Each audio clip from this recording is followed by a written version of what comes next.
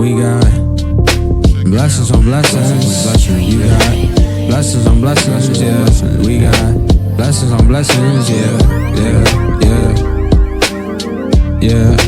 Blessings on blessings, yeah, yeah. Blessings on blessings. Since children, we have been taught that sticks and stones may break physical bones, but words will never hurt you. And so what's being taught at a very early age is that words have no power. We're being taught at a very early age that words possess no power. Okay, so the thing about that is you can look at it like people are trying to say that words have no power, so you shouldn't allow yourself to be hurt because of words. But the problem with that is if we say that sticks and stones may break our bones, but words will never hurt us, what can be taken from that is that your words will never hurt anybody. Your words don't possess any power. So let me ask y'all a question. If words can never hurt you, has anybody on the call ever heard something said to them or something said about them that hurt their feelings? Have you ever had someone to say something that hurt your feelings? All right. All right. Now let's see who's going to be honest. Okay. Put a 100 in the chat if you have ever said anything that in turn hurt somebody's feelings. Have you ever been told, hey, you said this and this hurt my feelings? All right. All right. So put a hallelujah in the chat. Have you ever been going through something and prayed on something and the Most High yielded results to your prayers? Put a hallelujah. If you've ever been going through something, you know somebody who was going through something, and then you prayed, and then the Most High, don't act like y'all ain't never heard nobody say prayer changes things. Don't act like you ain't never said prayer changes things. So you've prayed over something and you've seen results. And so if you are saying yes to any of these things, then what you're actually saying is that words have power. There's power in words. There's power in words over emotions. Because somebody has said something that hurt your feelings, or you said something and it hurt somebody's feelings, your words held power. There's a power of words. The power of words can have a power or authority over emotions or over how somebody feels, how you make somebody feel, or how somebody has made you feel. If you answered hallelujah to the fact that you have prayed for something or prayed about something or prayed on something and the Most High yielded results, then what you are saying is that your words have power in the spiritual realm. We've seen it in the book. We've seen it in the book not only with Mashiach, but we've seen people speak words of healing. We've probably witnessed it in our lives. The Most High, somebody speaking a word and the Most High healing on their behalf. So if you have ever witnessed that, you've ever read that, then what we have to acknowledge is that there's a power in words that is not only active in our emotional life, but it's also active in the spiritual realm. But see, it goes even beyond our emotions and the spiritual realm. You see, words have power in our physical lives. You know, the power of words have enslaved millions of people around the world for years and years and years. The power of words has started wars. The power of words has ended wars. You know, they get together and they have a peace treaty. They say a couple of things and now the war is over. The power of words has brought couples together, but the power of words has also torn families apart. There's been children who have been conceived, and I'll be G-rated. There's children who have been conceived through the power of words because he or she said something that was just right at the right time. Right? Do you see the power of words also have been known to affect a child's outcome when they get older? It affects them in their academics. It affects them in their behavior. The power of words can even affect a child to the point that when they are an adult, they raise their child in the same manner that their parents raised them in. And it's because the power of words that were put on them. You know, we've all heard the stories about teachers who told children that they wouldn't be anything in life. Right. And that word, somebody put it in the chat earlier, that word cuts so deep. That word has so much power in their lives that they go on to be nothing in life. Now, that doesn't mean that the power of words is going to keep them from ever being able to do anything. I'm simply saying that the power of words has the ability to affect our physical lives. And so we would be foolish to believe that there is no power in just simple words. I pray that I'm making sense and y'all are rolling with me. But now, what are you talking about? You saying a lot, but what are you talking about? So let's talk about it. Don't bring the scripts up yet. Bring up the photo for the message today. Bring up the picture for the message today. We're gonna talk about it today. We're gonna talk about the power of words, Mishpachah. All right. You can't find it, Aki? There we go. It's come. Here we go. The power of words. You see that? Man, that got fire spewing out of his mouth. It looked like it's some power coming out of his mouth. But we're going to talk today, Mishpachah, about the power of words, because words truly do indeed hold power. So let's look at Exodus chapter 3. We're going to look at Exodus chapter 3, and we're going to pick up at verse 16. And we're going to talk about, we like to call him Moshe. Majority of the people may know him as Moses, but we're going to talk about Moshe in Exodus chapter 3, verse 16. And the Most High speaks to Moshe in verse 16 and says, "Go and gather the elders of Yisra'El together and say unto them." So right off the bat, we see that the Most High is telling Moshe to go and to speak, right? Say unto them, "Yahuwah, Elohim of your fathers, the Elohim of Abraham and of Yitzhak and of Jacob, appeared unto me, saying, I have surely visited you and seen that which is done to you in Mitzrayim," or in Egypt. "And I have said, I will bring you up out of the affliction of Egypt unto the land of the Canaanites and the Hittites and the Amorites and the Perizzites and the Hivites and the Jebusites, unto a land flowing with milk and honey. And they shall hearken to thy voice, and thou shalt come, thou and the elders of Yisra'El, unto the king of Egypt, and shall say unto him, Yahuwah, Elohim of the Hebrews." Don't get that wrong. It doesn't say, not a shot at anybody, Elohim of the Christians.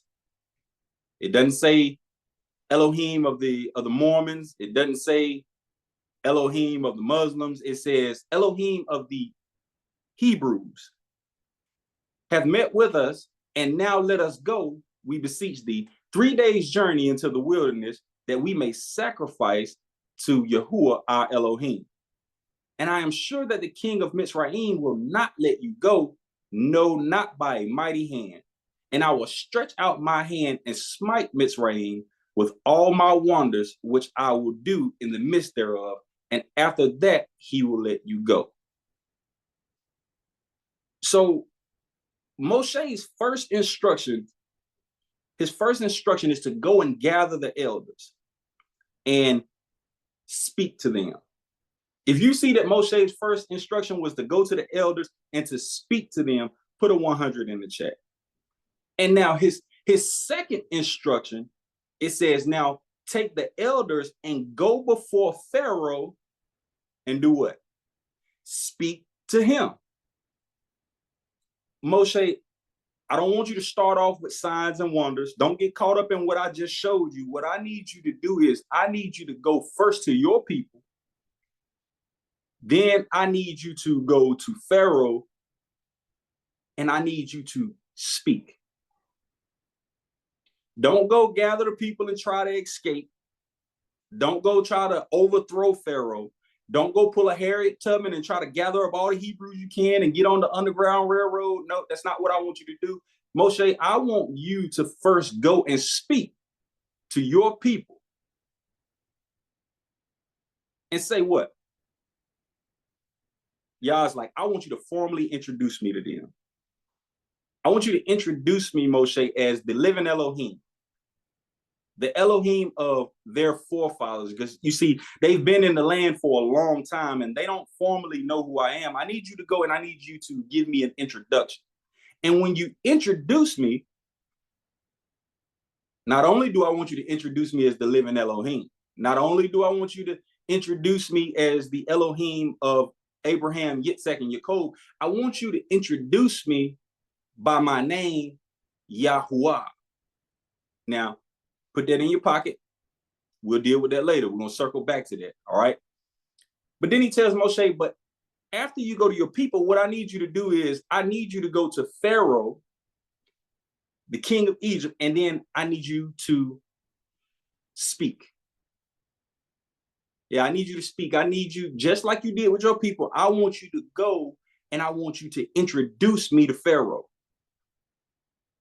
And after you go and use the power of words to introduce me to my people, to Pharaoh, and honestly to the entire world, Moshe, I'm going to do something. Yeah, I'm going to do something. I'm going to do something so great. I'm going to do something so mighty that the entire world will know about it for all eternity. You see, what I'm going to do, Moshe, I'm going to bring a nation of people that have no might, that have no strength, that have no army. I'm going to bring them from under the oppression of a world superpower. And not only am I going to do that, I'm going to do it single-handedly, and I'm going to pick that world superpower apart, piece by piece. And if I put myself in that same position as Moshe, my first question is going to be, how are you going to do that? Simple. He says, I'm going to stretch out my hand. I'm going to stretch out my hand. Now, I'm going to ask you a question, Mr. Picard. What do you think Yah meant when he says, I'm going to stretch out my hand? Do you think that he was physically saying, literally saying, I'm going to stretch out my hand? They were going to see a hand stretch from the Shemite. They were going to be looking up in Mitzrayim like, it's a UFO. What do you think? Do you think that's right? That's right, Akko? That's right. The answer to that question is, he's saying, I'm going to stretch out my hand. I'm going to exercise my power through great signs and wonders. I'm going to demonstrate my power. Put that one in your pocket, because you're going to need it later. Put it in your pocket. We're going to come back to that. But just remember, the Most High says, I'm going to stretch out my hand. But, Moshe, first and foremost, your primary job, you're going to be a big part of the signs and wonders and every great thing that I'm going to do. But your primary job is to, let me see who's rolling with me. Put it in the chat. Your primary job, Moshe, is to speak. That's your primary job. Don't forget that. Don't get caught up in everything that I show you, Moshe. Your primary job, you're going to see some things that you never imagined in your life. But your primary job is to speak. And I want you to remember that. I want you to use the power of words. And I want you to speak what I tell you to speak. Let's jump over to chapter 4 and pick up at verse 10. We can go over to chapter 4 and pick up at verse 10. So Moshe he's being commissioned to go and speak on behalf of the Most High. All right. And in Exodus chapter 4, verse 10, it says, and Moshe said unto Yahuwah, O my master, I am not eloquent. I am not eloquent. I feel you. I feel Moshe on that, because every time I get up here to speak to you, Mishpachah, I'm thinking the same. Look, I'm just a boy from the country. You know, I'm not a man of words. I can speak decent. I can hold myself in a conversation, but I'm not a man of words. But a lot of people try to say that, you know, Moshe may have had a speech impediment, or, you know, he couldn't talk well. And I already broke it down. That's not my message. That's not the case. But nonetheless, you see that Moshe is saying, hey, look, I'm not the man for the job. I'm not the man to go speak. Look, the one you want me to go and do signs and all of that stuff, cool, I can do that. But I'm not the one to speak, right? I'm not the one to speak well. And it says that neither heretofore, which means before I met you, I couldn't speak well, nor since thou hast spoken unto thy servant, even after you call me up to this burning bush, Most High, I still can't speak well, and I don't think I'm the man for the job. He says, but I am slow of speech and of a slow tongue. And Yahuwah said unto him, who have made man's mouth? That's powerful. Who has made man's mouth, and who maketh the dumb or deaf or the seeing or blind? Have not I, Yahuwah? Moshe, you ain't dumb, you ain't deaf, you ain't blind. So clearly, if you go and you speak what I tell you to speak, you should have no problem. Verse 12, it says, now therefore go, and I will be with thy mouth and teach thee what thou shalt say. And he said, O my master, send, I pray thee, by the hand of him whom thou wilt send. What Moshe is actually saying in verse 13, he's saying, y'all, you should send somebody else. You should send somebody else who's better equipped for the job. Yeah, you should send a man of better words who has the gift of gab, because I don't have that. You need to send somebody else. Yah is looking at Moshe like, I didn't choose somebody else. Moshe, I chose you. And family, I don't know whether you can tell, but I'm feeling good already, because all praise to the Most High. Yah didn't choose somebody else. Mishpachah, Yah chose you. He chose you to do what? Speak. You know, I realized very, very early on that this calling on our lives is not something that we choose. For those who really, really are the called, who really are walking this walk, this calling on our lives is not something that we chose. Rather, we were chose for the calling. And you see, the Most High, he didn't choose your other family members. He didn't choose everybody around Moshe. He chose you. He chose Moshe. You see, Moshe didn't choose the calling. The Most High chose Moshe for the calling. Verse 14. Now remember, Moshe is telling the Most High, he's like, look, you should send somebody else. And so what he's actually saying when he's telling the Most High, look, you should send somebody else, is like, look, you might not know what you're doing here. You might got the wrong guy. And the Most High don't make mistakes. So guess what? Guess what it says in verse 14. In verse 14, it says, and the anger of Yahuwah was kindled against Moshe. And he said, is not Aharon the Levite thy brother? I know that he can speak well. It's like, look, I gave him the gift of gab. I know he can speak well. And that's your brother.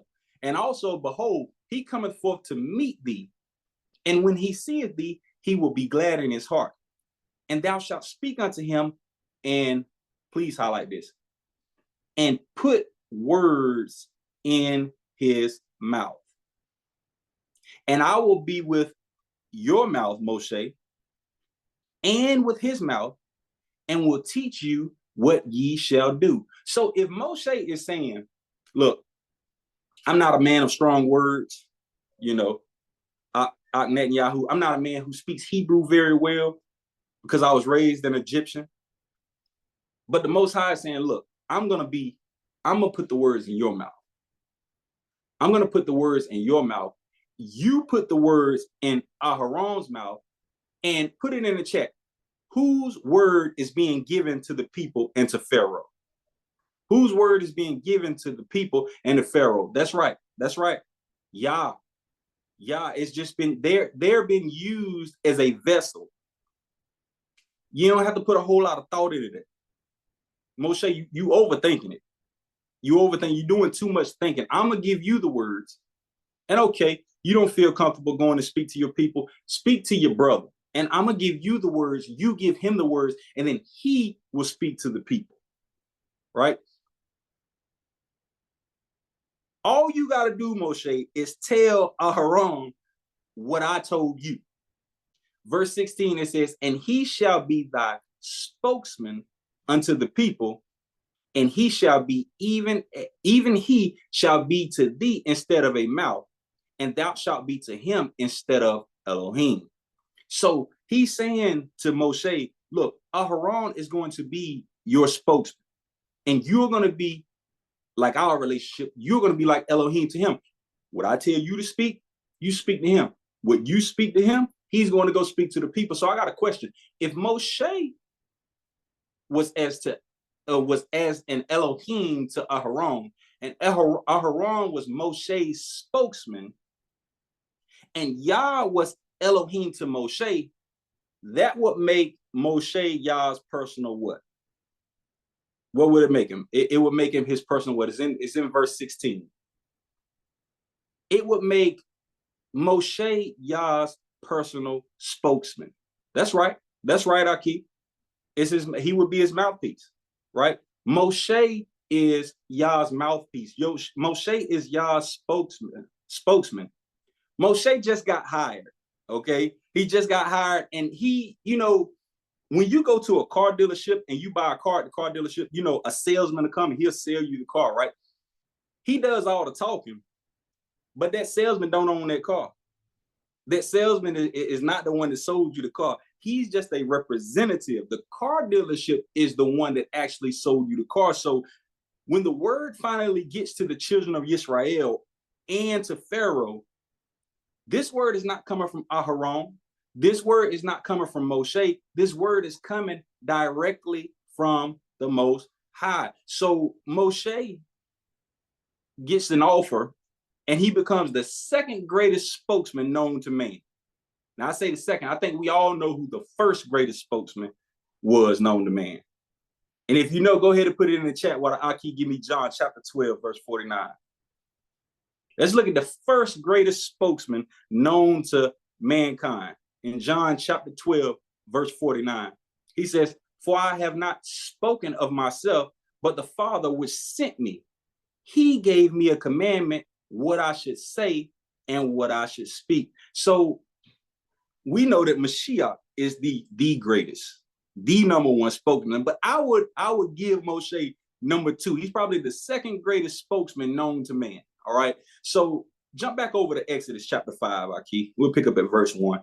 Exodus chapter 5, verse 1, for those who are taking notes. So Moshe and Aharon, they accept the job, right? They say, look, we with it. We all the way with it. They accept the job, and they go and they speak to the people, and then they go and they speak to Pharaoh, and they do everything as instructed, right? But in Exodus chapter 5, verse 1, it says, and afterwards, Moshe and Aharon went in and told Pharaoh, thus saith Yahuwah Elohim of Yisra'El. That's the introduction. They didn't just say our Elohim. They didn't just say Yah. They say Yahuwah Elohim of Israel. The introduction is important, okay? And what did he say? He says, let my people go that they may hold a feast unto me in the wilderness. And Pharaoh said, who is Yahuwah that I should obey his voice to let Israel go? I know not Yahuwah, neither will I let Israel go. And they said, the Elohim of the Hebrews have met with us. Let us go, we pray thee, 3 days' journey into the desert, and sacrifice unto Yahuwah our Elohim, lest he fall upon us with pestilence or with the sword. And the king of Mizraim said unto them, wherefore do ye, Moshe and Aharon, let the people from their works get you unto your burdens? And Pharaoh said, Behold, the people of the land now are many, and ye make them rest for their burdens. And Pharaoh commanded this the same day the taskmasters of the people and their officers, saying, ye shall no more give the people straw to make brick, heretofore. Let them go and gather straw for themselves. And the tale of bricks which they did make heretofore, ye shall lay upon them, ye shall not diminish out thereof, for they be idle. Therefore they cry, saying, let us go and sacrifice to our Elohim.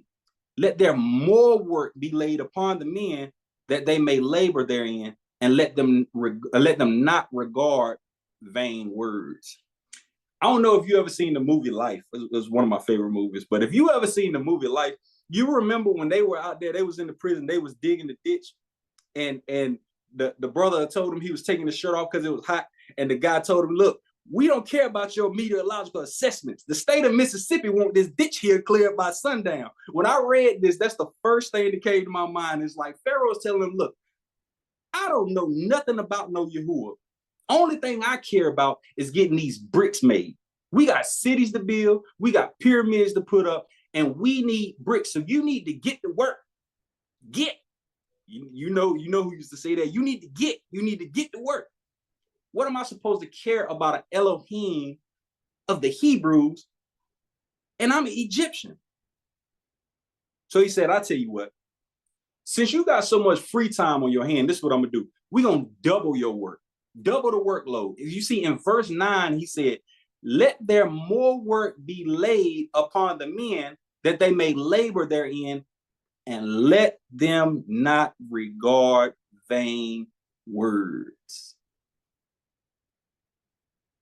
Let them not regard vain words. Well, let me ask you a question, Ms. Pakar. Whose words was Aharon and Moshe speaking? Whose words were they speaking? That's right. That's right. You got it. Y'all rolling with me. All praise to the Most High. So Pharaoh is telling Aharon and Moshe that the words of the Most High were vain words. What he was saying was, they're irrelevant. They hold no merit. They hold no weight.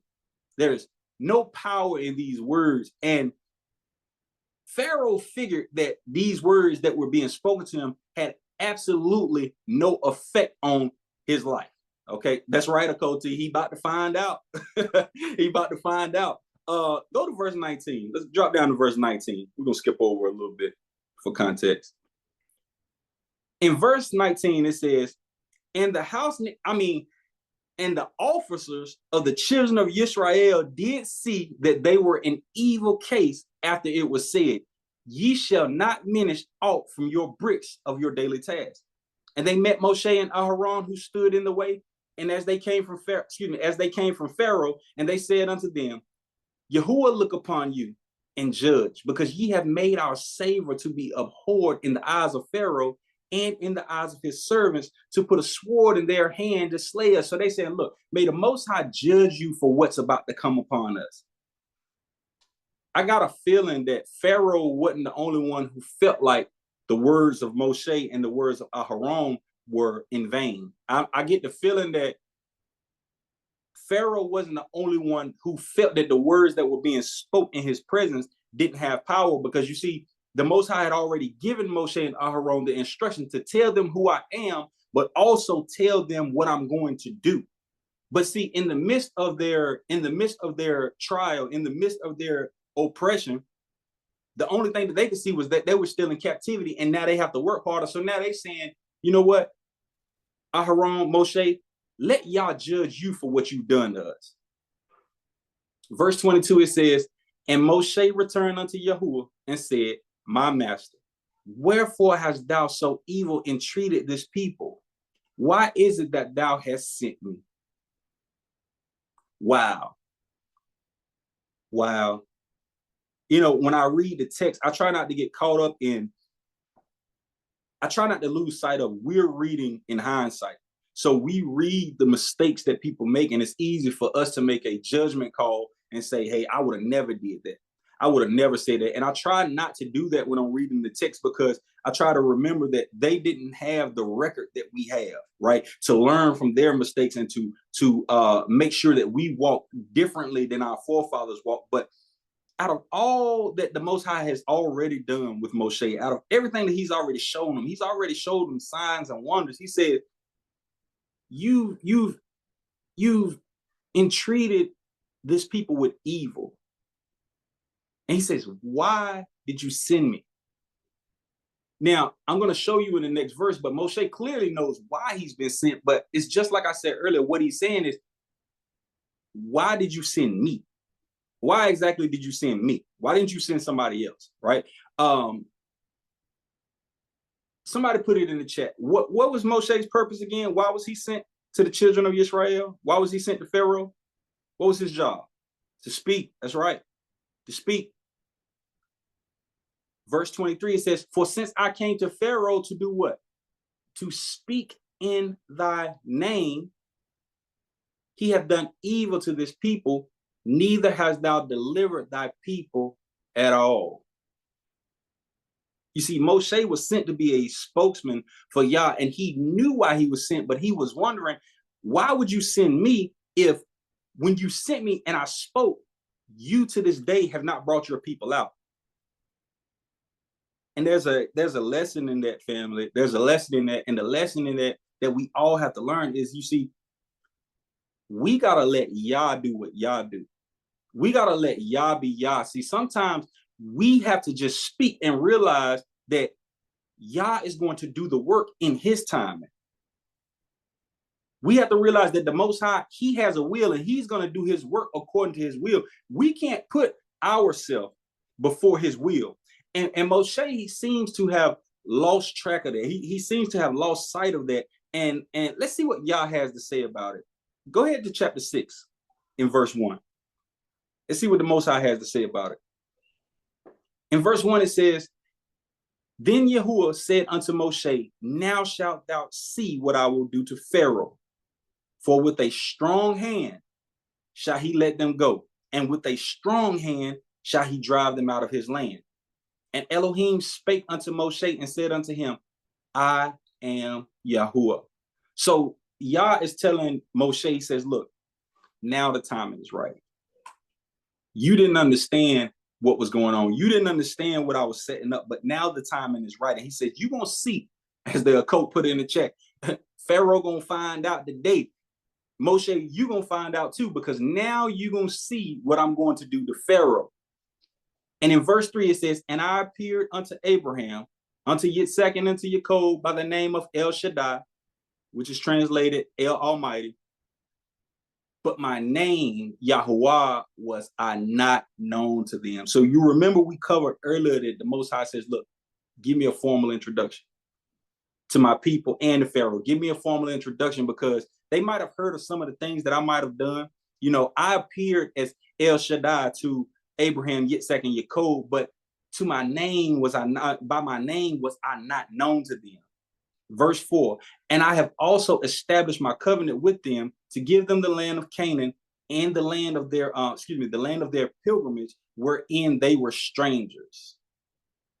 You see, this is why the Most High sent Moshe to introduce the Most High to his people. He sent Moshe to introduce the Most High to Pharaoh, because what Yah was doing, and Moshe couldn't see it. The only thing that Moshe saw, and this is a lesson within itself, the only thing that Moshe saw was that moment. He couldn't see the end game. A lot of times, you see, the Most High will put us in position, and the only thing that we can see is that moment. But what we can't lose sight of is the fact that the Most High, he knows the end from the beginning. He already got it planned out. He knows exactly what he's going to do, what he needs to do, and when he needs to do it. And we can't get in front of him. So the Most High was establishing himself to his people by name, giving a personal relationship with them. He was establishing his people, establishing himself to his people, to Pharaoh, and also to the rest of the world. Because see, you don't bring down a world superpower without the rest of the world knowing about it. All right. And he made it specific who he was. And this is why he told them to tell him specifically when you go talk to Pharaoh that Yahuwah is the Elohim of the Hebrews. Somebody already beat me to it. That's how I know y'all rolling with me. All praise to the Most High. Jump back to Exodus chapter 3. Jump back to Exodus chapter 3 and pick up at verse 13. And Moshe said unto Elohim, behold, when I come unto the children of Yisra'El and say unto them, and shall say unto them, the Elohim of your fathers have sent me unto you, and they shall say to me, what is his name? What shall I say to them? And Elohim said unto Moshe, I am that I am. And he says, thus shalt thou say unto the children of Yisrael, I am have sent me unto you. And I know we got some scholars in here, and we know what that I am means. But to anybody who may be wondering and who may not know, what he's saying is, I am the existence. I exist. Ahaya, Asher, Ahaya. I exist. So tell them the living one. When he says I exist, he's saying I am a living Elohim. I'm not one of them play idols that you see people making. I ain't been cut out by man's hand, cut out of wood, and people bowing down to me. I wasn't created by somebody digging up gold and melting it and making a calf or making an idol and bowing down to it. No, I am the living one. I exist. Ahaya, Asher, Ahaya. You tell them that a living Elohim sent you to him. Verse 15. And Elohim said moreover unto Moshe, thus shalt thou say unto the children of Yisrael, Yahuwah, Elohim of your fathers, the Elohim of Abraham, the Elohim of Yitzhak, and the Elohim of Jacob have sent me unto you. This is my name forever, and this is my memorial unto all generations. Family, the Most High is making the world acquainted with who he is, right? And though his people may have lost sight of his name, or they may not have knew his name, they may have lost sight of him through the years of their captivity, through the years of their bondage, through the years of their oppression. He says, look, what you need to tell him that I am first, I exist. This ain't no idol. This the real thing. This ain't no idol. And I'm the Elohim. When they give the verbal scriptures and they're passing down from generation to generation the stories about Abraham and Yitzhak and Jacob, when Jacob was there and he saw that stairway to the Shemaim, or what they would call a ladder to the Shemaim, or when Yitzhak was about to be offered by Abraham and there was a ram in the bush. That's me. That's me. Yahuwah, that's me. Okay, so you need to go and get them acquainted with who I am. All right, jump back over to chapter 6, verse 5, Aki. Back over to chapter 6, verse 5. In verse 5, it says, and I have also heard the groaning of the children of Yisra'el, whom the Egyptians keep in bondage, and I have remembered my covenant. Wherefore, here we go again. Say unto the children of Yisrael, I am Yahuwah, and I will bring you out from under the burdens of the Egyptians, and I will rid you out of their bondage, and will redeem you with highlight this for me, a stretched out arm. Now I'm going to ask you again, Mishpachah. I'm going to ask you again. Do you think that they were sitting there in Mitzrayim? They were sitting there in Egypt, and they were looking for a hand or arm to extend out of the Shemaim? You think that they saw what? How far y'all think that was stretched? 2 million mile arm stretch out of the Shemaim into Mitzrayim? You think that's what he was saying? I don't think so either, Koti. But see, he says he will do it with what? Great judgments. And I will take you to me for a people, and I will be to you a Elohim, and ye shall know that I am Yahuwah, your Elohim, which bringeth you out from under the burdens of the Egyptians. And I will bring you in unto the land concerning the which I did swear to give to Abraham, to Yitzhak, and Jacob, and I will give it you for a heritage. I am Yahuwah. Verse 9. And Moshe spake so unto the children of Yisrael, just like our people today. But they hearkened not unto Moshe, for anguish of ruach or spirit, and for cruel bondage. even they, in their oppression, they couldn't see a way out. Here's Moshe standing before them saying, hey, look, Yah, the Elohim of our forefathers, he's going to make a way. He's going to bring us out of bondage. And they couldn't even see a way out. You know, it's just like now when you can be speaking to somebody in the bondage that they're in and sin. You can be speaking to somebody about, hey, Yah will bring you out of that. Yah will free you from that bondage. And because of what they're in, they're so focused on their current position, they can't see a way out. And so it's almost like you standing inside of a burning building and they running around screaming in the middle of the floor that the building is burning down, the building is burning down. And you're standing at the door with the door wide open saying, hey, here's the exit. Here's a way out. But they're so focused on the building burning down that they won't save themselves. That's exactly what Moshe is going through. And that's kind of what we go through today, trying to show people this truth, trying to show people this word, trying to show people that there's a power in the word. There's a power of words, but people, because of the state that they're in, they don't want a change or they can't see a change. But here's the thing. You have to remember, just because people reject your words don't mean y'all don't have work to do. Now, just because you see, they were rejecting Moshe's words, which was actually rejecting the Most High's words. But the Most High didn't say, well, they rejected my words, so I ain't going to do my work. No, you remember I said that the Most High was making himself known not only to his people, not only in Mizraim, but around the world. And the Most High said, look, I got work to do. I got work to do. And so we got to remember, family, that just because people may reject our words when we share it with them, that don't mean that the work is over. That don't mean that y'all's plan is now come to an end because people don't want. Mashiach said, do what? Knock the dust off of your feet and keep on moving because y'all still got work for us to do. All right, let me not go off on a tangent. Verse 10. And Yahuwah spake unto Moshe, saying, go in, speak unto Pharaoh, the king of Mizraim, that he let the children of Yisra'El go out of his land. And Moshe spake before Yahuwah, saying, behold, the children of Yisra'El have not hearkened unto me. How then shall Pharaoh hear me, who am of uncircumcised lips? He said, look, Abba, my lips, my words, the power of my words are not even strong enough to influence your people to follow me in what I'm telling you and what I'm telling them. The power of my words is not even strong enough to persuade your people to depend on you. So how in the world am I going to get Pharaoh to listen to me if I can't even get your people to listen to me? And Moshe is still worried about the wrong thing. He's still worried about being able to communicate effectively. He's still worried about being able to communicate and use the power of words to persuade people. And what Moshe missed is the same thing. The only thing that you got to do, Moshe, I'm not asking you to go in there and get my people out. What I'm asking you to do is just go speak my words.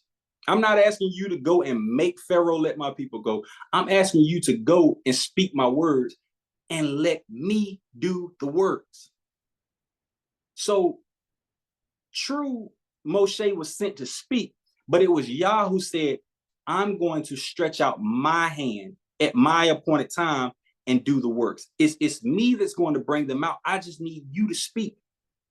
I need you to use the power of your words. Give me John chapter 14, Aki. Give me John chapter 14, verse 10. In John chapter 14, verse 10, Mashiach says something that helps us understand this. He says, believest thou not that I am in the Father and the Father in me? The words that I speak unto you, I speak not of myself. He said, look, I'm not speaking my own words, but the Father that dwelleth in me, he does the work. See, that's why I said Moshe was number 2, because Mashiach, he was number 1. He understood that, okay, yeah, the Most High is sending me to speak. He gives me the word to speak. They may not like the words that I speak to them, but at the very end of the day, it is the Most High Yah that does the work. All right. Let's go to Numbers chapter 20, Aki. Go to Numbers chapter 20. And we're going to pick up at verse 1. So Moshe, he goes on to speak to Pharaoh. All right, he goes on to speak to his people. And Yah, by great signs and wonders, he does exactly what he says he's going to do. He stretches out his hand, and then he picks Mitzrayim apart, piece by piece, and he brings his people out with a stretched out hand. And Moshe is able to lead the people out of Mitzrayim and take them in the direction of making it to the promised land. All right. Now, when we get to Numbers chapter 20, Israel comes to what's called the wilderness of Zin, or Sin. And in this wilderness, or in this desert, as it actually is, it's a place called Kadesh. All right. Where my scriptural scholars, where my Hebrew scholars at, what does the word Kadesh mean? We say it all the time. What does Kadesh mean? What does the word Kadesh mean? Put it in the chat. They come to a desert, to a place called Kadesh. That's right, Aki. That's right, Akot. Set apart. Set apart. That's right. Is what the world would know is holy. To be sanctified in is what Kadesh means. Now, put that in your pocket. That's a nugget. That's a key to unlock something later on. But he takes them to a place. He takes them to a desert, to a specific place that's called Kadesh. Okay. And in verse 1 of Numbers chapter 20, it says, "Then came the children of Yisra'El, even the whole congregation, into the desert of Zin in the first month. And the people abode in Kadesh, and Miriam died there and was buried there. There was no water for the congregation, and they gathered themselves together against Moshe and against Aharon. And the people chose with Moshe and spake, saying, Man, we wish Elohim would have just let us die when our brethren died before Yahuwah." Verse 4. "And why have ye brought up the congregation of Yahuwah into this wilderness, that we and our cattle should die there? And wherefore have ye made us to come up out of Mitzrayim to bring us unto this evil place? It is no place of seed, or figs, or vines, or pomegranates, neither is there any water to drink." So we see that in this desert of Kadesh, this place called Kadesh, that it's not a comfortable place for them. And they want to know, Moshe, why you even bring us here? Like, at least we had wine to drink when we got ready in Mitzrayim. You know, we could cook us a rack of lamb or something when we got ready, but it's nothing here for our cattle to drink. Our cattle gonna die. So, which means our food is gonna die. We can't grow any food here. There's no water for us to drink here. So we gonna die here. Verse 6, it says, "And Moshe and Aharon went from the presence of the assembly unto the door of the tabernacle of the congregation, and they fell upon their faces, and the esteem of Yahuwah appeared unto them. And Yahuwah spake unto Moshe, saying, Take the rod and gather thou the assembly together, thou and thy brother." Now, I want to make sure that we're focusing on that. He says, "You and your brother," which means that it was two of them there, right? He says, "You and your brother gather the people." All right. And he says, "Speak again, Moshe.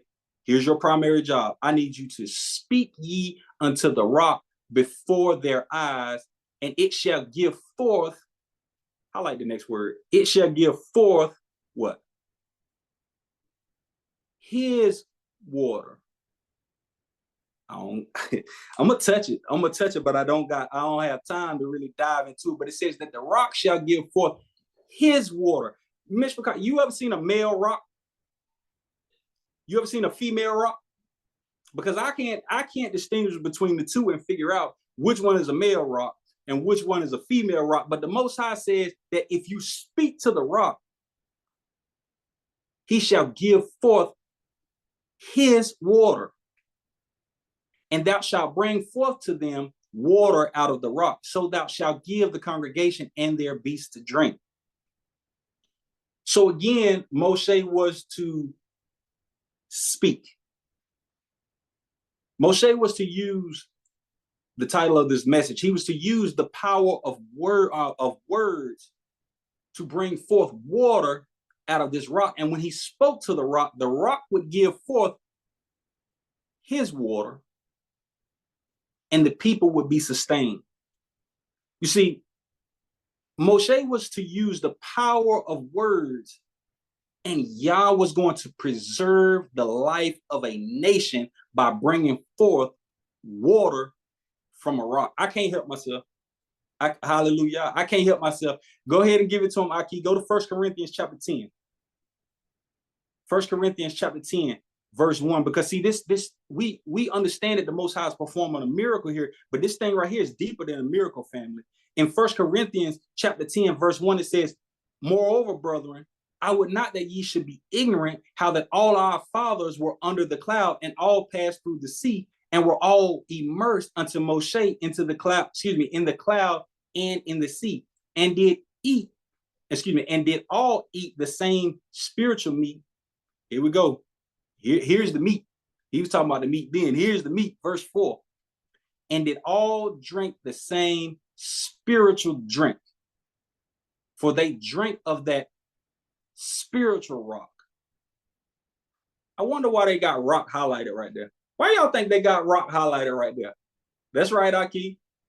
They drank of that spiritual rock that followed them, and that rock was Mashiach. That rock pointed to Mashiach. This wasn't no accident. The Most High didn't bring them there just to show them that he could give them water. There's some deeper things. Man, what you think Mashiach was talking about when he says, you search the scriptures looking for salvation, and they are which that testify of me? What do you think he was talking about? This rock was pointing to Mashiach. He was revealing something to them that would be recorded for us to be able to understand the record when we saw Mashiach, that he is the rock that would give the water to sustain us when we cannot be sustained. So this whole event that's taking place in the desert was a spiritual event. It was a spiritual event that the Most High had the people going through that pointed to Mashiach. And Moshe was appointed to use the power of words to bring water forth from this rock. Now, let's have some fun with it. Let's have some fun with it, Ms. Pakai. Y'all can put it in the chat. Y'all can let it roll. But I want to know, if the Most High called you and told you to go and speak to a rock to bring water forth out of a rock, what would be the first question that you ask? What would be the first question that you ask? And I know me. The first question that I'm going to ask, you want me to do what? You want me to actually go and say something to a stone, to a rock, to bring forth water so the people can drink and their animals can drink. The very first question that I would have to the Most High is, what do you want me to say? What do you want me to say? What am I going to say to this rock to make water come forth? What y'all think he told Moshe to say to the rock? Because see, all the way up to this point, the Most High is giving Moshe what he should say. So I highly, highly, highly doubt that he told Moshe to go and speak to the rock and left it up to him. What y'all think, Moshe? What y'all think the Most High told Moshe? And I don't know. We just having fun with it. I'm gonna go ahead and I don't have the answer for that. I don't have the answer for that. But y'all think he might have hit him with a Jeremiah chapter 2, verse 11? Think he might have hit him with Jeremiah chapter 2, verse 11? Jeremiah chapter 2, verse 11, it says, have the nation changed their power, which are yet no powers? But my people have changed their esteem for that which does not profit. Why he might have hit him with a Jeremiah 2:11 where they was just saying that they missed Mitzrayim. They was ready to trade Yah in for another power that wanted power. They was ready to trade Yah in for a power that he had already destroyed in their presence. So I'm going to read it again. It says, have a nation changed their power, which are yet no powers. But my people have changed their esteem for that which does not profit. Be astonished, O Shemaim, at this, and be horribly afraid. Be ye very desolate, saith Yahuwah. For my people have committed two evils. They have forsaken me, who? The foundation of living waters, and have hewed them out cisterns, broken cisterns that can hold no water. He's saying, look, my people, he might have said, I'm not saying that he said, but he might have said, speak to the rock and tell the rock that my people are willing to trade me in for a well with no water in it in the middle of the desert. My people are ready to trade me in and go back into oppression and bondage of a power that is no power. My people ready to trade in truth to go back into the darkness that I brought them out of. I ain't gonna go too much deeper than that, but y'all, what we just having fun, Miss because we just having when I read this, at this point I started having fun. You know what y'all think he told Moshe to say to the rock? You think he hit him with a John chapter 7, verse 38? John chapter 7, let's pick up at 37 rather. Think he hit him with a John chapter 7, verse 37? It says, in the last day, the great day of the feast, Yahusha stood up and cried, saying, if any man thirst. Put it in the chat. Who did they say that rock was? Who was the rock? He said, if any man thirst, let him come unto me and drink. He that believeth on me, as the scripture hath said, out of his belly shall flow rivers of living water. I'm just having fun with it. I can't say for sure what exactly the Most High told him, but one of the things that I can gather from context is the Most High more than likely told Moshe what to speak to the rock. Go back to Numbers chapter 20, Aki. Pick up at verse 9. But what I do know is that I don't know what he told him to say, but I do know that he told him to speak to the rock. He told him to use the power of words in the presence of this rock, and out of this rock would come water that would preserve his people. But in verse 9, it says, and Moshe took the rod from before Yahuwah as he commanded him. And Moshe and Aharon gathered the congregation together before the rock. So remember, it was two of them. Moshe didn't do it by himself. Aharon was with him as instructed. They both, two of them, before the rock, gathered the people. And what he say? And what Moshe say? And he said unto them, hear now, ye rebels. Boy, he was hot. Moshe was mad. Boy, the Most High keep doing things to try to bring this people out of their oppression and their spiritual bondage. He keeps doing things to show them that he's the protector and the provider that he needs. And these people continue to rebel. So by this point, Moshe is smoking. He is heated. So he get them before the rock. He's like, look, here, listen to me, you rebels. Must we, I like that. Must we fetch you water out of this rock? Must we? Who did Mashiach says does the works? Who did Mashiach says does the work? He said that the Father teaches us what to say, but he does the works. Moshe says, must we fetch you water out of this rock? Moshe, what do you mean by all this we? Look, y'all been reading the Bible for a long time. Y'all ever seen a Hebrew in the Bible speaking French? Y'all ever seen a Hebrew in the Bible speaking French? Me either. I ain't seen it either. So what is all this we that he's talking about? Because when you say we, then what I'm understanding you to say, Moshe, is that you are included in the process of making water come out of this rock. You're not speaking just what the Most High told you to speak. You're saying that you are included with this miracle of the water coming out of the rock. So he says, must we fetch you water out of this rock? That's right. Y'all like that. Moshe was speaking French. This a Hebrew speaking French. Verse 11. And Moshe lifted up his hand. That's right. That's my aunt right there. That's my aunt right there. We gotta chop it up. We gotta chop it up. We gotta chop it up. But it says that Moshe lifted up his hand. Highlight that. Highlight that and leave that highlighted, Aki. Moshe lifted up his hand.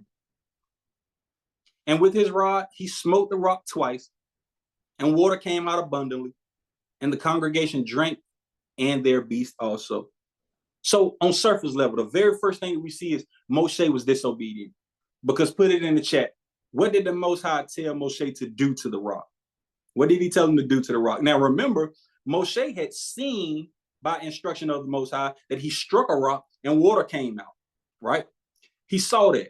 But this time, Abba Yah tells Moshe to speak. He tells him to use the power of words to bring water from this rock. Now, you remember I told you to put something in your pocket earlier. Y'all probably was wondering why he keep talking about a hand. What's the big deal about a hand? But see, what I was doing was I was setting up for you to be able to understand that a lot of times in the text, when it says things like a hand was lifted up or a hand was stretched out or something was put in their hands or in his hands, It's an idiom that's being used.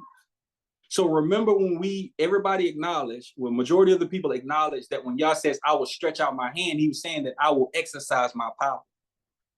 I will demonstrate my works. Right here, for the sake of time, I'm not going to go into it. You can do your own due diligence. But if you look into the Hebrew behind lifted up and his hand, what you see is Moshe actually exalted his works. Moshe exalted his own works. See, the Most High didn't tell Moshe to hit that rock.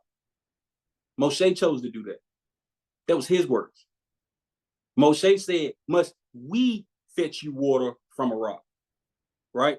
Moshe was, the deeper understanding here is that Moshe was exalting himself. He was putting himself on the same playing field as the Most High. And rather than being obedient through the power of words, he was trying to use might and his works to bring forth this miracle. Now, in Moshe's defense, I am no Moshe. So in Moshe's defense, I understand that a lot of this was probably done through anger, right? But my Aki, he put it in the chat already. And what I was going to say was, this looks a lot like pride to me.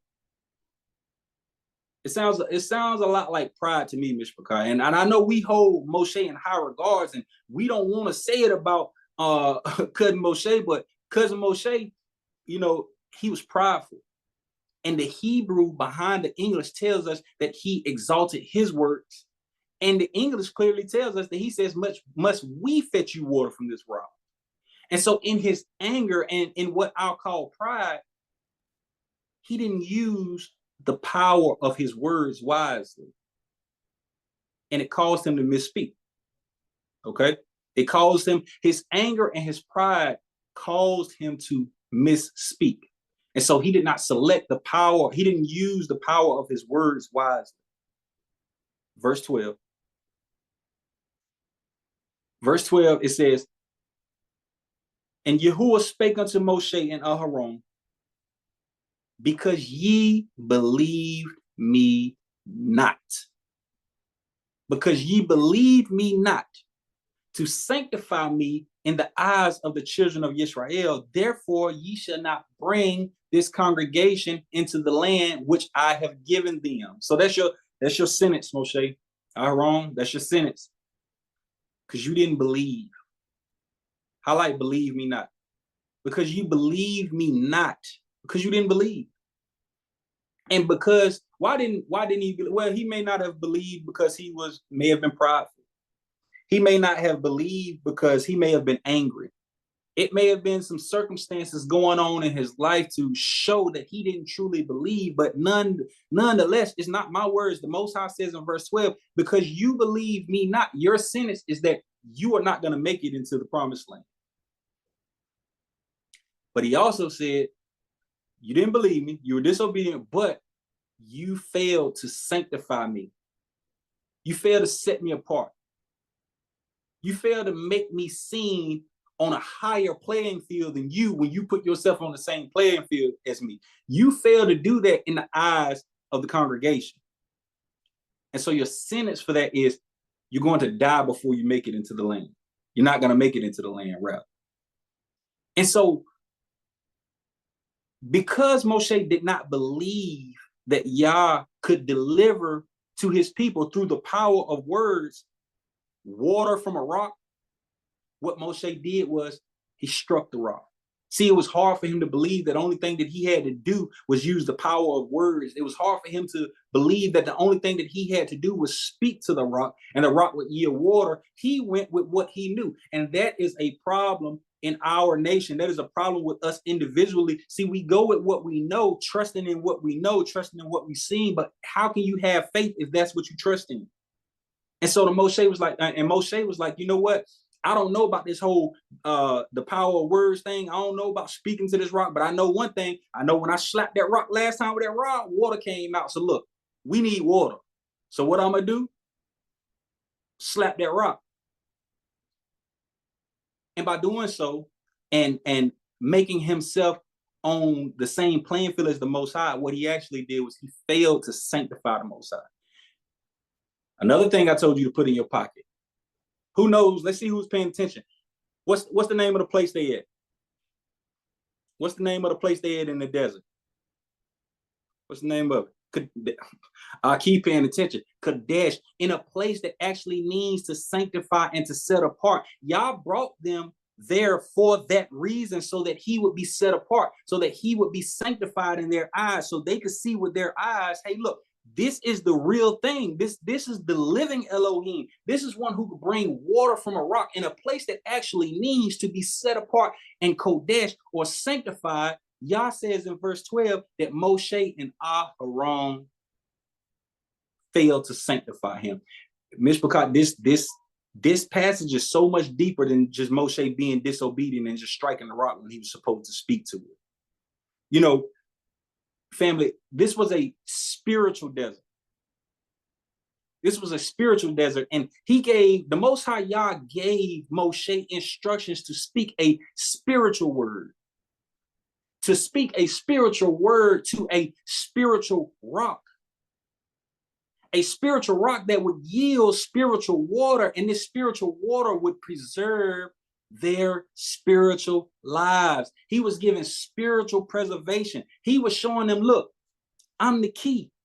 I'm the key. I'm the living Elohim in this rock, my son. We are the key to preserve your lives. Give me John chapter 6, verse 63, Aki. Give me John chapter 6, verse 63. And what Moshe did, it almost failed to sanctify the Most High. So Moshe and Aaron actually failed to sanctify the Most High. But when you continue to read in the text in Numbers 20, it actually tells you that water came from the rock and the Most High was still sanctified. All right. Verse 63, it says, it is the Ruach, it is the spirit that quickeneth. That word quickeneth means to give life. It's the Ruach that gives life. The flesh profiteth nothing. The words that I speak unto you, they are spirit and they are life. Family, the word of the Most High is spirit. The word of the Most High is life.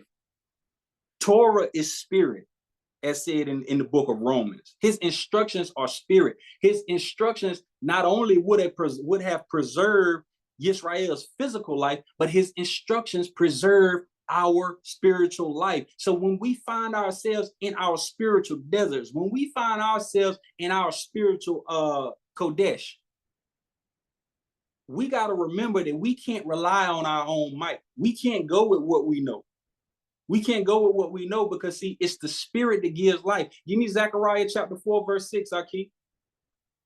Give me Zechariah chapter 4, verse 6, because, see, the Most High, he says something in Zechariah chapter 4, verse 6, and it says that it's the word that came to Zerubbabel, and what he says is not by might nor by power, but by my Ruach, saith Yahuwah of hosts. You see, this desert that we can find ourselves in, family, is a spiritual desert. This war that we find ourselves in is spiritual. Aki, you can slow me down if I'm moving too fast, but I mean, I got a couple of precepts here. Jump back over to Ephesians chapter 6 and pick up at verse 12. You see, this desert that they were in, it was all spiritual. Everything about it was spiritual. Yes, it happened in the physical, but it had a spiritual meaning behind it. And what we have to realize, family, is that when we find ourselves in our desert, we can't be looking at the right now just like the children of Yisra'El was. We got to understand that we're in a spiritual desert, and the Most High has us in the spiritual desert for a reason. And if we go into it just like Moshe, trying to use our own might, we're going to fail every time.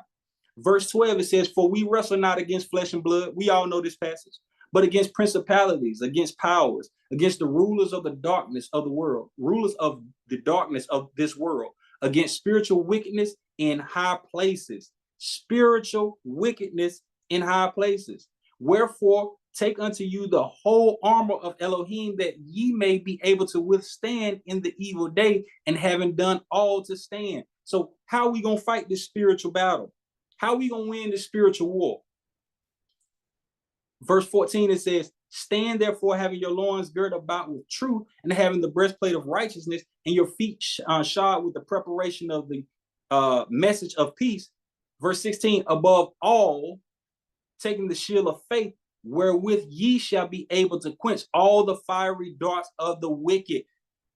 Mishpachah, it said that Aharon and Moshe didn't believe. They didn't believe. They didn't have that shield of faith. They didn't really have faith like that. And so the enemy was able to insert himself in their hearts, and it was able to manifest out of their mouth that they had pride and anger issues, and it caused them to use their power of words recklessly, right? And they were disobedient because of that, because they were disobedient, they couldn't make it into the land. Verse 17, it says, and take the helmet of salvation and the sword of the Ruach, which is the word of Elohim. How you gonna fight this fight, Mishpachah?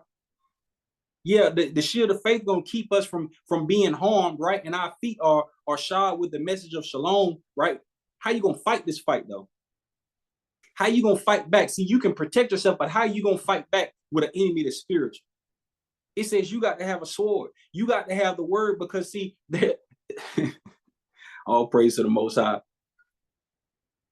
There's power in words, and by now you know that I'm not just talking about any word.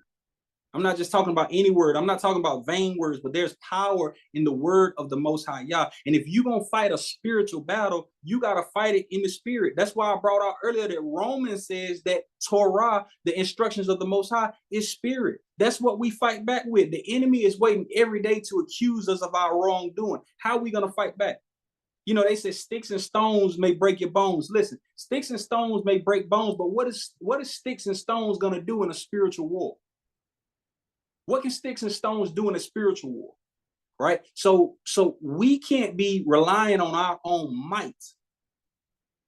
We can't be relying on our own might to fight a spiritual war. And what we have to know is that we have to use the power of words wisely. We got to use the power of words wisely. Give me Psalms chapter 59, Aki. Give me Psalms chapter 59. Pick up at verse 12. You see, because just like Moshe, our actions and the words that come out of our mouth can cost us. The thing that you allow to come out of your mouth can cost you. Moshe didn't choose his words wisely. And he didn't choose his words wisely because of something that was within. But it came out of his mouth and it cost him. Verse 12, it says, for the sin of their mouth and the words of their lips, let them even be taken in their pride. Let me read that again. For the sin of their mouth and the words of their lips, let them even be taken in their pride. See, what came out of what was brewing in Moshe's heart and what came out of his mouth allowed him to be taken in his pride. So what I'm trying to say, the whole point of what I'm at right now, family, is that we have to monitor and change the way that we speak and the things that we say. Because there is indeed a power in words. You know, the power of words is serious. So we have to take it serious, and we have to be mindful of what's coming out of our mouth. Because the songwriter says here that for the sin of their mouth and what coming in the words of their lips, let them even be taken in their pride. And if you're not careful, you will allow something to come out of your mouth that would allow you to be taken in your pride, and it just might cost you. Give me Proverbs chapter 8, Aki. Pick up at verse 6. I'm gonna get ready to bring it to a close shortly. But I can't tell you the problem without giving you a solution. I can't. If I tell you the problem and don't give you a solution, then I've done half my job. My granddad used to say, a job half done is a job undone. Okay? Because there is words, there's power in words.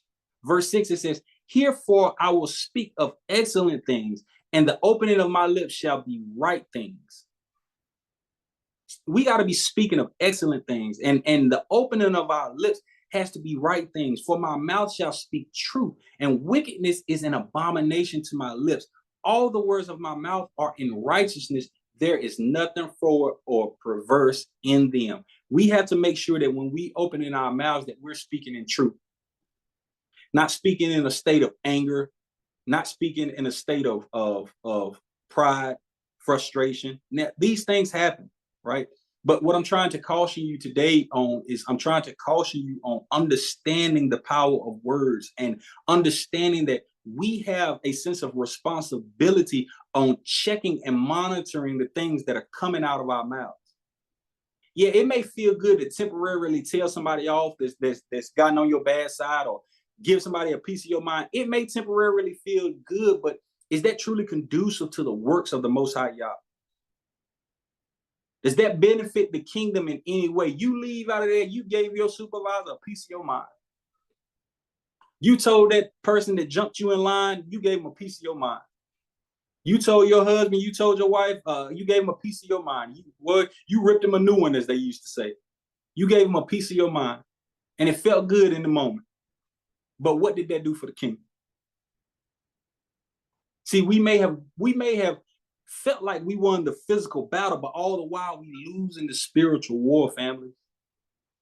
We lose in the spiritual war. You see, even in the heat of the moment, we have to remember that the words that we choose to allow to come out of our mouth, they're going to either do one or two things.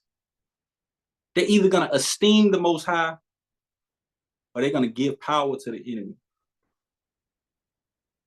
They're either going to give the Most High his esteem, or they're going to give power to the enemy. You see, the power of words don't go away when you choose what to say. If you choose something right or you choose something negative, the power of words doesn't go away. What happens is the power shifts. What you're saying out of your mouth can either add to what the Most High is doing, or you can add to what the enemy is trying to do. And so I'm going to give you a true story, family. I'm going to give you a true story. I'm going to give you a testimony.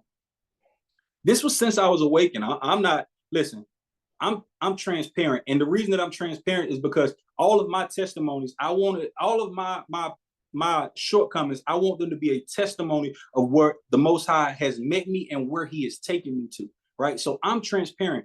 And since being awakened,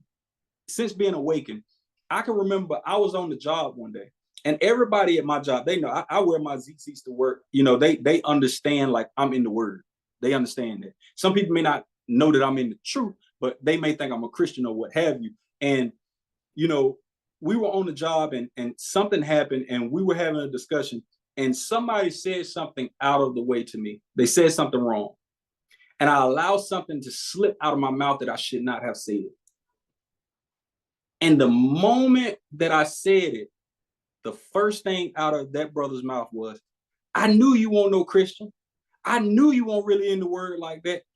And what I realized in that moment was, Netan, if you truly walking this thing out, you got to get a bridle on that thing right there. You got to get a bridle on your mouth, because you see, that war, that situation, that event, that was spiritual. It didn't have anything to do with me. It didn't have it had something to do with me, but it didn't have anything to do with him. That was spiritual warfare at its finest. And even when he responded, that was the enemy saying, aha, I got you. I got you. So what I had to learn, Mr. Pecan, and I give the Most High all praise. I count it all joy. I had to learn that there comes a time that if you can't speak wisely, you just need to shut up. You just need to shut up. You just need to keep your mouth closed if you can't speak wisely. Because, see, there's power in words, and if you don't speak wisely, you'll give that power to the enemy. Give me Psalm chapter 38, verse 12. Because, see, nobody likes to be talked to any kind of way. Nobody likes to hear something being said to them or about them in a negative manner. And the carnal side of us makes us want to defend ourselves verbally. But in Psalm chapter 38, verse 12, it says, they also that seek after my life lay snares for me, and they that seek my hurt speak mischievous things. They speak mischievous things and imagine deceits all the day long. But here's the solution when you run into that. He says, but I, as a deaf man, heard not, and I was as a dumb man that opened not his mouth. Thus I was a man that heareth not, and in whose mouth are no reproofs. Why? For in thee Yahuwah do I hope thou will hear Yahuwah, my Elohim. You see, the Most High ain't missing nothing. Family, the Most High is not missing nothing. When people say something about you, when people say something to you, got to be like the songwriter. You got to be like a deaf man. You got, all right, you got it. And what I had to learn, and women too, but I'm specifically talking to them, that don't make you weak. That don't make you weak. Listen, let me tell you something. You know what marks you as a strong man? A strong man has control over his emotions. You see, a man that don't have no control over his emotions, a man don't have no control over his attitude, a man that don't have any control over his temper, that's not a strong man. I don't care how many people he beat up. I don't care how much weight he can lift. That means nothing. If you can't control your mouth, if you can't control your emotions, you're not a strong man. And that's right, Aki. Discipline is strength. Discipline is strength. Discipline is the highest form of strength. And because of that, it's hard for people to get to that point. That's right. Self-control, that is strength. You know, people have heard me use the term meek. And I love the Hebrew term behind the word meek, because what it actually means is somebody who is in control of themselves, or somebody who is deeply focused, right? And when you are deeply focused, when it says meek, that's not weak, that's strong. Scripture tells us that Moshe was meek. That don't mean weak. When he went out there and slayed all them people and broke the golden calf down to pieces and dust and put it in water and made them drink it, that ain't no weak man. That's a man that's in complete control of himself. And so when people speak to us wrong, we have to learn that just because somebody has wronged us, don't mean that we should misuse the power of words to try to give them a piece of our mind. We shouldn't misuse our words because that's what somebody else has done to us. We have to learn to control our thoughts so that we're not defiled by what comes out of our mouth. And here I'm going to give you a nugget. I'm going to give you a cheat code. If you can't figure out what to say and still uplift the Most High, shut up. Just don't say nothing. Be like the songwriter. Be like a deaf man or a man that has no words in his mouth. Just shut up. Don't allow what people are doing, even if they're wrong, to cause you to defile yourself by what comes out of your mouth. Go look at the account in Jude. Go look at Jude chapter 1, verse 9. When it's wrote Michael, but Mikael and Hasatan in the book of Jude, the account of the dispute between them. In Jude chapter 1, verse 9, they arguing over Moshe's body. Boy, that's a whole lesson, but tied into what we've learned here. The enemy is waiting for a reason to accuse you and say you belong to him.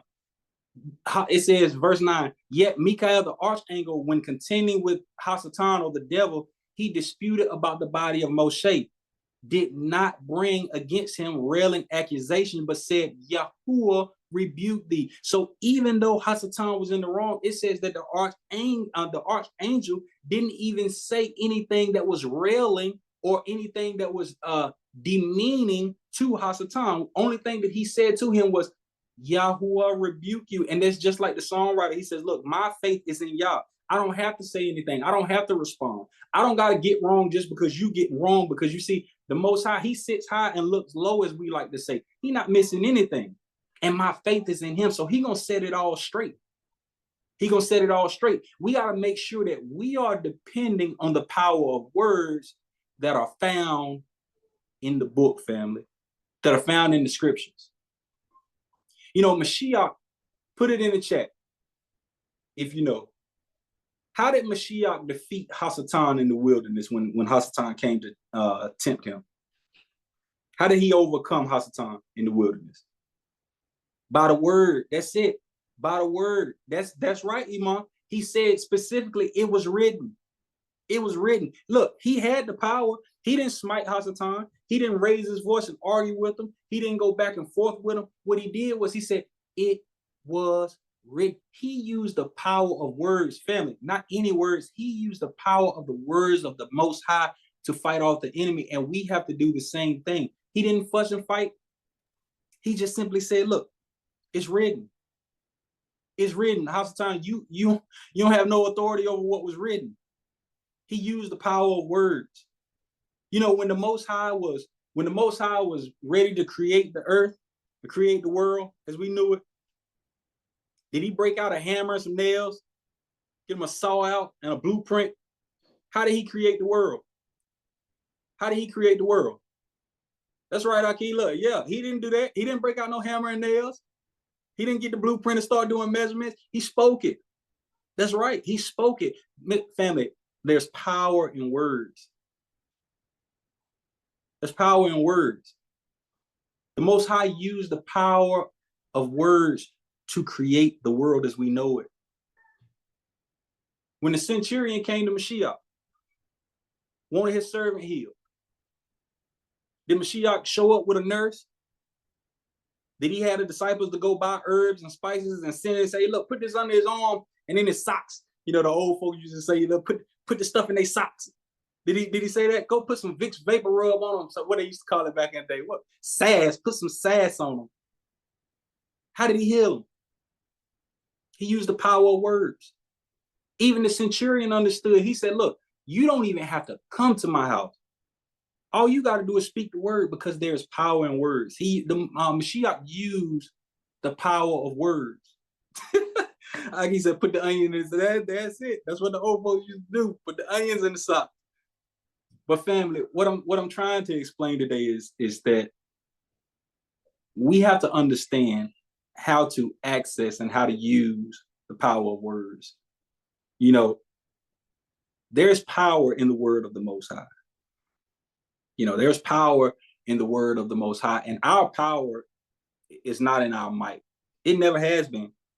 We never, ever been the nation that our power was in our strength or our power was in our might.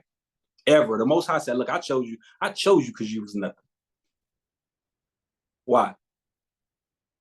Because I'm going to give you my words. And you will be a strong nation through the power of words, but not your words, not your might. I see, you know, there's power in the word of the Most High. There's no salvation in our bags of rice. There's no salvation or preservation in our ammo. There's no salvation or preservation in our own strength, family. Our power is in the word of the Most High. Give me Psalm 33. Psalm chapter 33, verse 16. Because see, Moshe said, look, I'm going to smite this rock. I'm going to smite this rock. I'm going to hit this rock. I'm going to use my might. I'm going to use my might to bring forth salvation to this people by bringing water out of the rock. Verse 16, it says, there is no king, not one, no king, let alone people who ain't a king. There is no king saved by the multitude of a host. A mighty man is not delivered by much strength. A horse is a vain thing for safety. Neither shall he deliver any by his great strength. Look, I know everybody ain't out here riding horses like that, but your little guns ain't no means of safety. You know, for those people, you know, it said in Revelation how they're gonna run and say, hide us under the rock. That's no means of safety. No horse, a horse is a vain thing. The things that this world put their faith in for strength, that's a vain thing. It says, neither shall he deliver any by his great strength. Behold, the eye of Yahuwah is upon them that fear him, upon them that hope in his mercy, to deliver their soul from death and to keep them alive in famine. Our soul waiteth for Yahuwah. He is our help and our shield. For our heart shall rejoice in him, because we have trusted in his Kodesh name. Mishpachah, Yah is our hope. Yah is our shield. The Most High is our comfort. He's our revenge. He's everything that we need. And there is power in his words. Aki love to cut me off. I got one more though. You thought I was out of gas, but I'm not. and there's power in his words. And when our king returns, give me Revelation chapter 19, verse 15. When our King returns, he's going to do something with the power of words, family. Verse 15, it says, out of his mouth goeth what? A sharp sword, that with it, what did Ephesians tell us that sword was? The word of the Most High. It said, out of his mouth goeth a sharp sword, that with it he should smite the nations, and he shall rule them with a rod of iron. And he treadeth the winepress of the fierceness and wrath of Almighty Elohim. When our King returns, he's going to smite the nations and rule over them with a rod of iron. When our King returns, he's going to set us free, and he's going to give revenge on our enemies and our oppressors. When our King returns, he ain't returning with no tanks. He's not returning with no bombs. It says that he's going to use the power of words, and not just any words, but the word of the Most High. So, family, in closing, what I want you to take away from this is, be mindful of the power of words. They told us that sticks and stones will break bones, but words will never hurt anybody, and that couldn't be further from the truth. There's power in words, and remember that when we're using the power of words, we have to make sure that we're using them in a manner that sanctifies or set apart or lifts up the Most High. Moshe allowed his pride and his anger to get in the way and allowed him to misspeak. And when he misspoke, it didn't sanctify the Most High. Don't get caught up in that snare, family. Don't let people do or say things that make things come out of your mouth that defile you. We got to learn how to bridle that sword that we have in our mouths called our tongue. And as it said in Proverbs, we got to speak upright things and speak goodly things. And make sure that we take our pride, our might, our own doing, take all of that stuff out of the equation. And make sure that we're trusting in the power of words. And those words are the words of the Most High Yah. Family, I hope something was said to edify you. I hope something was said to bless you. I hope something was said to encourage you to continue searching in the word of the Most High. Because in those words, there's power. And live your life fighting the spiritual battle, knowing that there's power in the word. There's power in the word, family. We got blessings on blessings. You got blessings on blessings, yeah. We got blessings on blessings, yeah. Blessings on blessings, yeah. Blessings on blessings, yeah. Blessings on blessings, yeah.